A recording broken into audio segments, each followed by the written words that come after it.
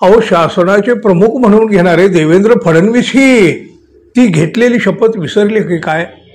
मित्र हो, नमस्कार, जय शिवराय, जय महाराष्ट्र. आपल्या राज्याचे मंत्री जे आहेत ना, हे नितेश राणे सातत्यानं बघा आक्रमक आणि समाजामध्ये दुही निर्माण करणारी विधानं सतत करत असतात आणि त्या विधानापुरतीच चर्चेत राहतात.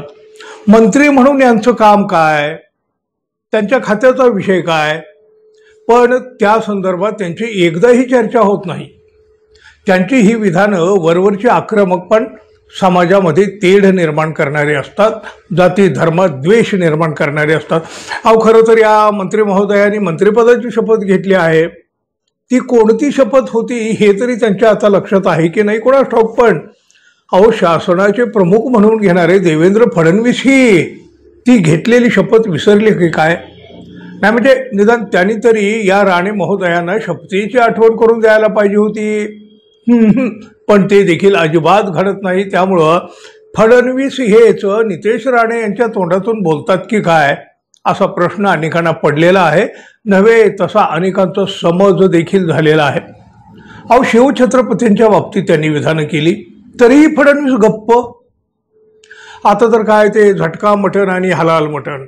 सध्या मटण विक्रेत्यांना मल्हार प्रमाणपत्र देण्याबाबत त्यांनी एक विधान केलं बघा, त्याचे पडसाद खूप उमटले. या विधानावरून आता तर ते तोंडघशी पडलेले आहेत. हे मंत्री नितेश राणे हिंदू आणि मुस्लिम धार्मिक ध्रुवीकरण यावर सातत्यानं भर देत आलेले आहेत. दुसरं त्यांना काही सुचत नाही. अहो बघा, यावरून विरोधकांनी त्यांना अनेकदा टीकेचं लक्ष केलं. त्यांच्या या वक्तव्यावरून भारतीय जनता पक्षात देखील पडसाद उमटले आहेत. मात्र वरिष्ठांचे अप्रत्यक्ष प्रोत्साहन असल्यामुळं हे थांबण्याचं नाव घेत नाहीत. अहो, ते सांगतातच ना, आम्हाला कोणाचीही भीती नाही, आपला बाप सागर बंगल्यावर आहे.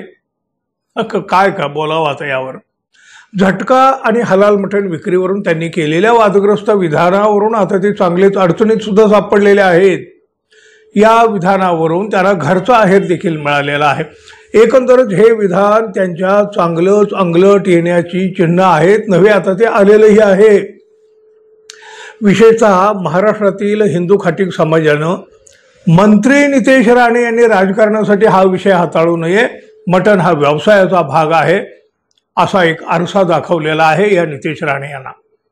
या संदर्भात बघा, महाराष्ट्र राज्य खाटीक समाजाचे नेते आणि माजी नगरसेवक जे आहेत ना, ते राजेंद्र बागुल, अहो त्यांनी तर मंत्री राणे यांची खरडपट्टी केली आहे, चांगली खरडपट्टी. नाशिक शहरात आणि राज्यामध्ये शेकडो वर्ष हलाल मटण खाण्याची आणि विक्री करण्याची प्रथा आहे. हा एक व्यवसाय आहे. त्याचा कुठलाही अनुभव नसताना मंत्री राणे यांनी त्यात पडायला नको होतं. म्हणजे खरं तर तोंड खुपसायला नको होतं. खाटीक समाजानं काय करावं, काय करू नये, कोणी काय खावं, कोणी काय खाऊ नये यामध्ये हस्तक्षेप करण्याचा अधिकार या मंत्री राणे यांना दिला तरी कुणी, असा प्रश्न देखील या बागुल यांनी केलेला आहे. मंत्री राणे हे कशा प्रकारचे राजकारण करतात हे सबंध महाराष्ट्राला माहीत आहे. त्यांना कोणीही गांभीर्यानं घेत नाही आणि आता खाटीक समाजानं सुद्धा त्यांना अजिबात गांभीर्यानं घेतलेलं नाही. राज्यात कुणीही मल्हार प्रमाणपत्र स्वीकारणार नाही.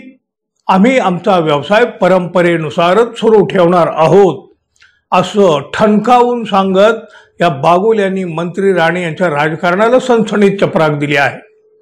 त्यामुळं या विषयावरून नितेश राणे महाराष्ट्रभर तोंडघशी पडणार हे तर स्पष्ट आहे. बागुल आणखी काय म्हणाले बघा, नाशिक शहरामध्ये 75% दूध हे कोकणी समाजाचं येतं. यामध्ये व्यावसायिक मुस्लिम तर दूध काढणारे हिंदू आहेत.